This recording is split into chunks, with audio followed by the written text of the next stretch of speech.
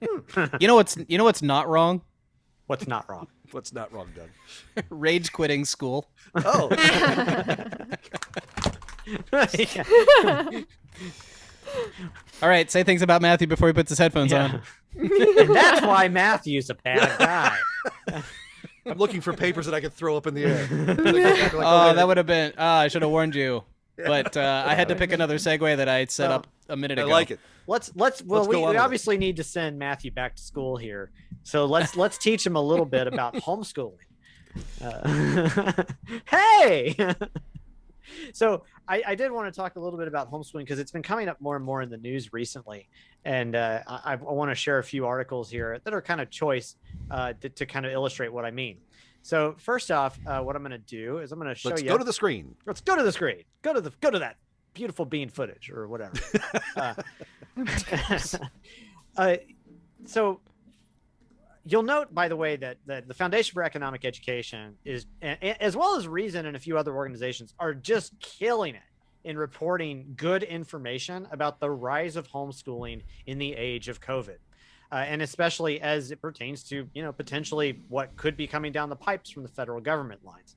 One of the best people for this is Carrie McDonald, who you'll see here writes a lot about homeschooling. And incidentally, my wife once ran into her when we were living in Boston at I guess it was just a get together of young families. I was not there for the event, but we found out that she was there at the time.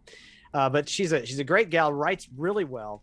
And in this particular article, she kind of reminisces a little bit about the debate that she had with Professor Bartholet from Harvard at Harvard Law School just over a year ago, or just about a year ago, I suppose, where Bartholet has been arguing for literally a presumptive ban on homeschooling, as you see here.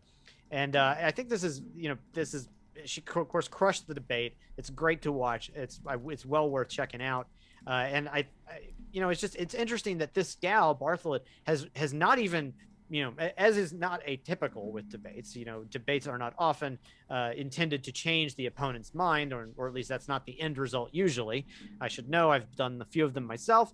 But one thing that I thought was kind of interesting here is that even now Bartholet continues to almost double down on this on this sort of position, including saying, and I want to select this quote, kind of choicely, because if you just read through this, look at how much of the sort of paternalistic state that she is trying to bring forward here. Parents are free to keep their children from school and teach them whatever they choose.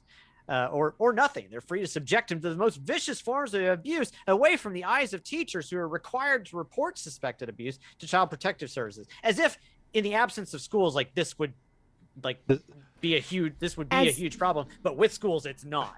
Yeah, but right. yeah, as if abuse doesn't happen in schools, as if they're not actually being let's talk about test scores and the fact that only 22% of high schoolers are actually at grade reading level. It's ridiculous. It's madness. This is really quite maddening when even just by reading it. If the Biden administration is truly committed to educational reform in our nation's schools, it should do something to address the needs of children kept out of schools entirely by parents who may have no commitment or ability to provide the basics of an education. There is so much wrong. I feel like bringing up the Luke Skywalker meme, from The Last Jedi. It's that was amazing. Every word that you just said was wrong. I mean, It's unbelievable the way these people act. But here's why they're doing it. They know that there's something wrong. They are seeing the data is now suggesting that homeschoolers are now totally killing it. Okay. Mm-hmm. The census data is showing that homeschooling has tripled during the pandemic. And it's no longer just even us, kind of conservative Christian types who started doing this in the 80s and 90s. Let's full disclosure, right? I was homeschooled from 6th grade onward, and I'm messed up. So clearly, this is a good idea. Well, anyway, but even Wired, the magazine, is getting in on this with this rather hilarious lead here. They rage quit the school system and not going back. You know why it is? It's because they're realizing how much of a scam it is. Right. Yeah, I mean that's what I mean. What I get out of it, at least. And I'm not going to go through all the details of this particular article. There's so much more that we could do here. But even again, going back to fee, you get all these great stories about grown-up homeschoolers are explaining how their alternative education has helped them to get ahead. You know what? I mean, it helped me get a full ride scholarship, helped me get into grad school. I feel like, at least for me, I'd say it did pretty well. Or am I a perfect guy? Definitely not. Just No. as Doug. But I beat you to it. Yeah, I know. Yeah. You preempted me, but that was on my mind already. But there's so much more to learn here. And I mean, even our own many of our own supporters, people who watch our show here, who read LCI's website, for instance, are homeschoolers. We get a lot of that here, and I know for a fact that even LCI has been even somewhat influential in helping some people make the decision to homeschool. So keep it up, guys. Exit that school system. Do what you need to do for your family, of course. It's not for everybody, and there should be multiple educational options. And I'm not even going to criticize you if you ultimately want to use the public school system. I understand that it's not always viable for everybody, but to kind of allow for this type of intrusion from the state onto children, nationwide, is definitely a problem. And it's someday in the far-flung future, hopefully, we can get rid of all of this publicly funded education, and we can finally have a truly free market in education. And of course, again, there's tons and tons more articles from Fee and otherwise. Just check these guys out, man. There's so many good things to learn from so many great people. Carrie McDonald's wonderful. Corey DeAngelis is doing great work too in the area. Doug, who are some other folks that we should be paying attention to there? I think you mentioned all the big ones. Yeah. All right. So anyway, that's something I just kind of wanted to bring up. I think it's really interesting to see the progress of homeschoolers over the last few years, and the age of COVID is just accelerating it all. If you're part of that, kudos to you. If you want to be part of it, there's no better time to start than now. Yeah. I just want to throw this in there because I was homeschooled in New Mexico before it was technically legal. And yeah, my parents helped legalize it here in New Mexico. I remember spending many a field trip up at the state legislature. But I distinctly, and I homeschool my kids now. I distinctly remember way back when I was homeschooled, there was one curriculum to choose from.